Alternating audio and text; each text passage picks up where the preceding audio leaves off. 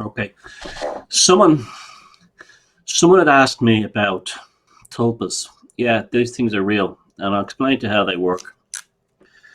Now, I've actually seen a couple of tulpas. Well, I've seen one. Actually, I know for real. One maybe, not one. Basically, I was in a field one day under a full moon, walking under the moonlight, which I often do. I go for walks in the countryside late at night.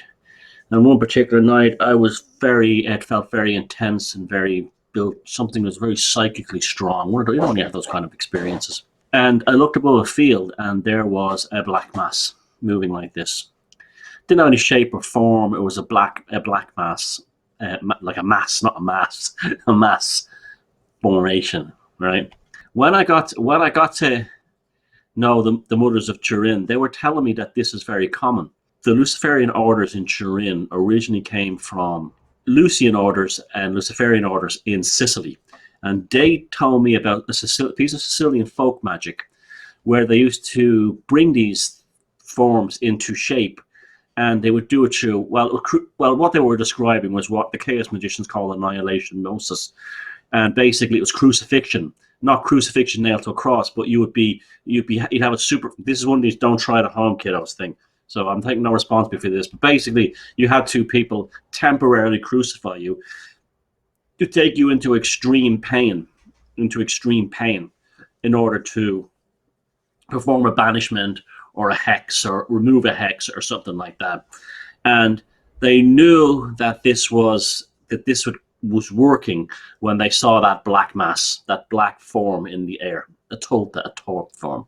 Now, there's a lot of contradictions within the thing of the whole tulpa. Apparently, the term tulpa is supposed to be from Tibetan Buddhism to create as a thought form, but the translation of that was, I think, Blavatsky, and there's a bit of a mistranslation there, like on a lot of her stuff. But having said that, it's still the real deal. It's still, this effect still exists. Now, the how does it? Okay, another place people see tulpas and thought forms as these black moving masses, or also what they think are in hauntings or possessions. There's loads of stories of haunted houses and houses that had demons in them, where people would report this black form moving through like a black cloud, moving through the house and stuff like that during the paranormal episodes.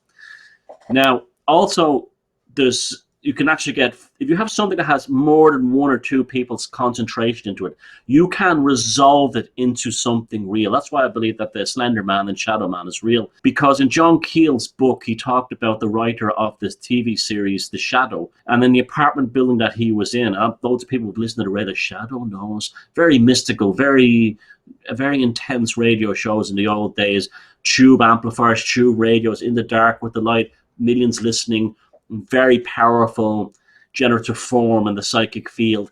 And the apartment building, apparently to this day, well, until that book was written back in the early 90s, I think, which I can't remember the name of it now. But anyway, it's a brilliant book, actually.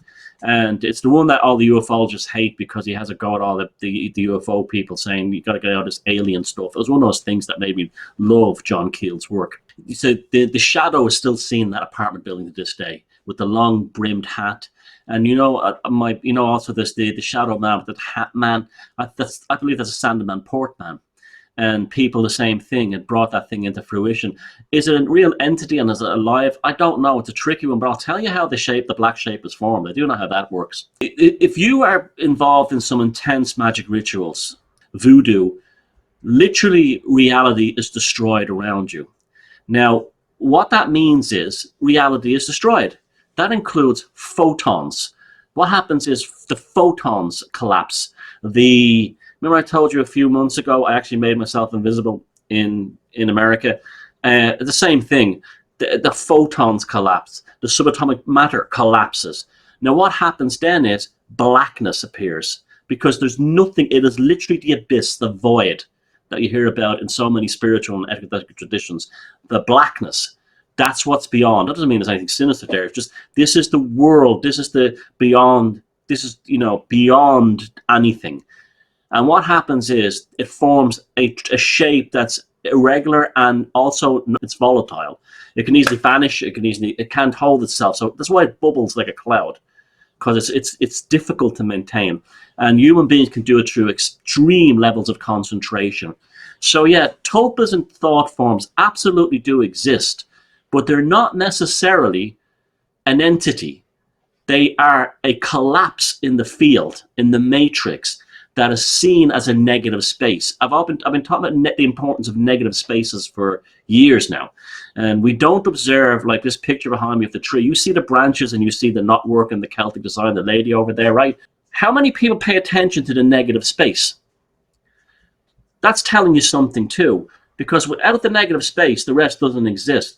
Now, the same thing is with this is how the tulpas and the thought forms are created.